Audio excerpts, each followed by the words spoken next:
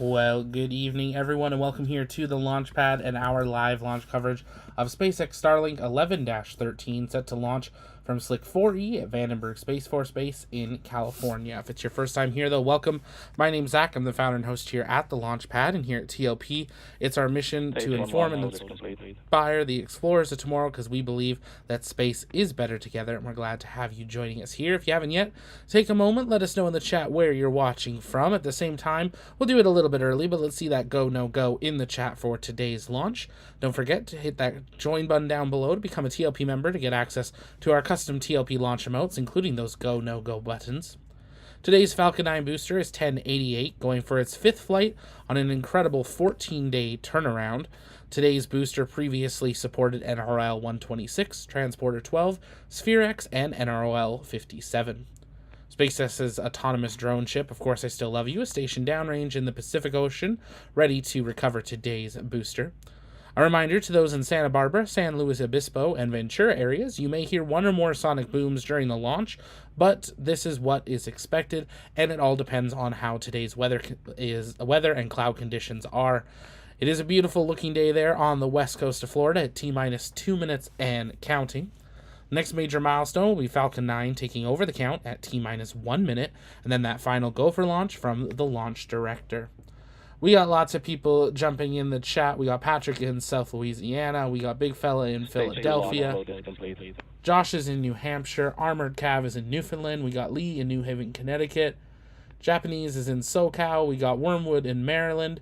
And I see lots of guesses already in the chat as well for today's apogee of the first stage. Don't forget to send those in the chat as well if it's your first time here. The first stage goes to its highest point before returning to Earth. That's called apogee. And we always try to have a fun little guess in the chat to see who can guess it right. We are now coming down to T-minus 70 seconds and counting. Let's listen for that call out. A Falcon 9 startup where Falcon 9 takes over the count. T-minus 65 seconds and counting. Falcon 9 is in startup. And listening for the call from the launch director for that final go for launch.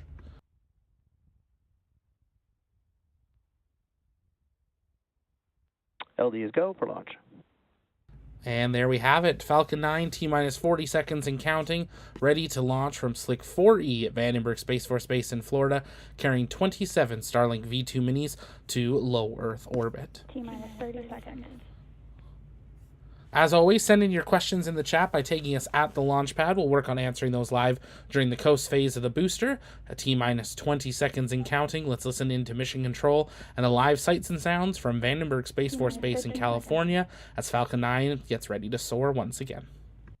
10, 9, 8, 7, 6, 5, 4, 3, 2, 1.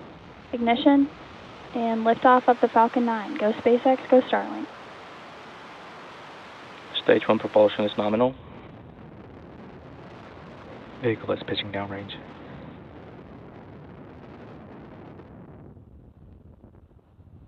And Falcon 9 has launched, beginning its journey for 27 Starlinks to low Earth orbit. The first event in its launch sequence will be Max Q, the moment of peak mechanical stress on the vehicle. We're expecting that 1 minute, 7 seconds into flight.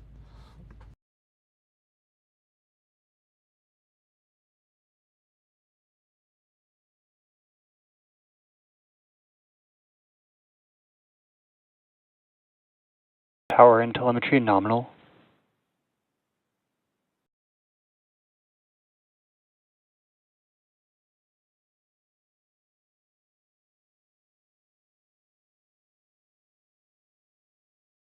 Vehicle is supersonic.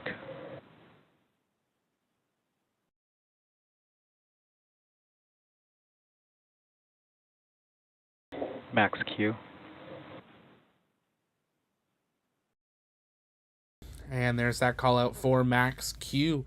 Now, continuing on at T-plus 2 minutes, 25 seconds into flight, Falcon 9's first stage main engines will cut off, also known as MECO. This will be immediately followed by first and second stage separation, MVAC engine start or second engine start or SES1. grid fin deploy on the first stage, and then about 20 seconds later, fairing deployment, exposing those Starlink satellites to the vacuum of space. We did hear there slightly cut out call of MVAC engine chill. That is the vacuum engine on the second stage that gets chilled before ignition, just like the first stage's 9 Merlin 1D engines do as well. We are now just about 30 seconds away from the beginning of that sequence of event from Miko. Let's listen in for those callouts, and then we'll be answering your guys' comments and questions as we watch the first stage float to apogee.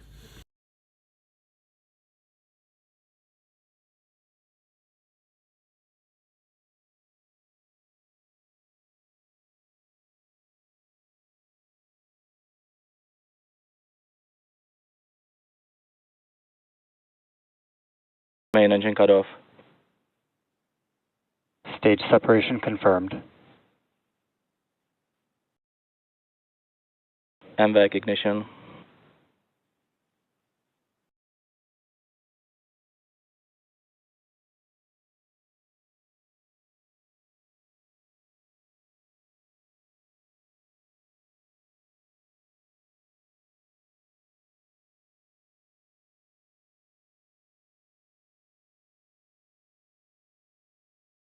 Fairing separation confirmed.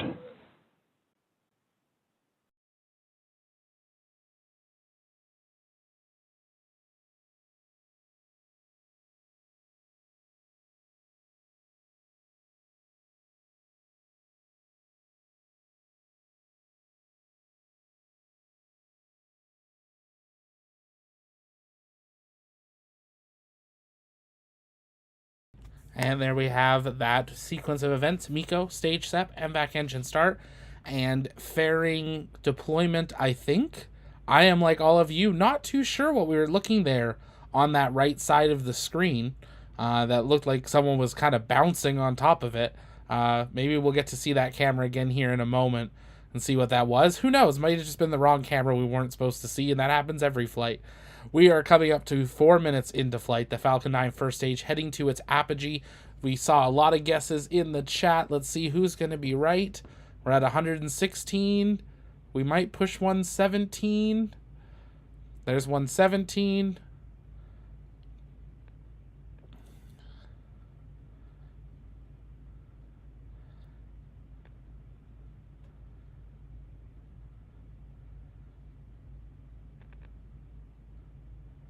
And ding, ding, ding, 117, we have a winner.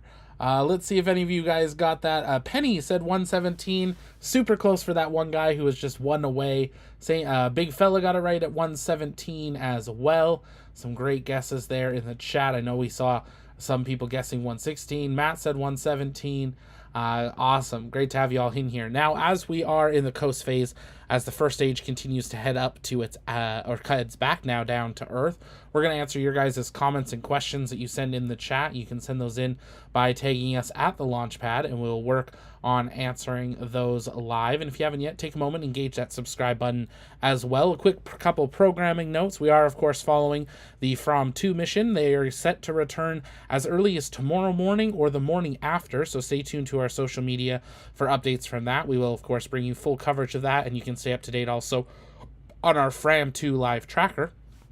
Also, programming note for next week on April 9th, Jared Isaacman is finally heading to the U.S. Senate for his confirmation hearing, and we'll bring you full live coverage of that Senate confirmation hearing beginning at 10 a.m. Eastern Time, so we hope you'll join us for that as we see Jared Isaacman hopefully go through the final steps prior to coming on as the new administrator of NASA. Coming on is an exciting time as the administrator as we get ready to send people back to the moon for the very first time in over 50 years. On that note, NASA has also unveiled the Artemis 2 mission patch today, so stay tuned for more information on that. We'll be dropping an article on it probably tomorrow, breaking down all the little details you might have missed within Stage 1 entry burn startup. And there's that call for entry burn. The second stage seemingly continuing just fine, so whatever that thing was that was bouncing around must have been a normal thing that we're just not normally getting to see. So we'll treat it as such. As we continue on, this entry burn expecting to last about 25 seconds here today. That'll be followed by a landing burn at 7 minutes 52 seconds into Entry flight. burn shutdown. And there we go. Have a good entry burn. Falcon 9's first stage now just 40 kilometers over the surface of the ocean. Keep in mind and look at that speed on the bottom left corner of your screen. It is increasing in speed as it continues its descent, and now it will use just the thickness of the Earth's atmosphere, its grid Stage 1 fields, STS phased. and the booster's body itself to slow itself down in preparation for that landing burn. Bethany asks, what is the difference between departure burn, phasing burn, deorbit burns, and orbit burns, and what exactly do they do and help with? So they are all basically a way of providing thrust in some sort of direction at an exact moment to do some sort of movement. So many of them are the same. Departure burn or deorbit burn are just a burn to speed up or slow down a spacecraft as it Stage heads 2 to FTS the phased. ISS or is coming home. Stage 1 so- transonic. Lots of talking on the net today. So they're all just types of burns where they are using their engines or thrusters to speed up or slow down. Everything is relative to the Earth, so they're always speeding up or slowing down. If you want to increase in altitude, you then have to do one or the other to go higher, but that also in end means you're going slower and things like that. So it's literally Stage 1 science landing burn started. and rocket science, but that is what that means. But great question. Thanks for sending that in. Falcon 9 piercing through the clouds, heading down to the drone ship. Of course, I still love you in the Pacific Ocean. Dallas, why does Falcon 9 launch from Vandenberg and Cape Canaveral? Landing like the That Gold. is where SpaceX has its launch pads. And another perfect touchdown of Falcon Stage 1 landing 9. confirmed. Falcon 9 booster 1088 now having completed its 5th flight. Today's flight was a 14-day turnaround. We'll now wait for confirmation of SECO 1. That'll be in the bottom right corner of your screen, and that will wrap us up for today's live coverage of SpaceX Starlink 11-13. Join the chat over on our 24/7 ISS and Starbase live cameras as we get ready to count down to Flight 9 of Starship, and on our special live coverage of From 2. But for now, from our TLP Canada studio, my name's Zach, and we'll see you next time because space is better together. Bye-bye.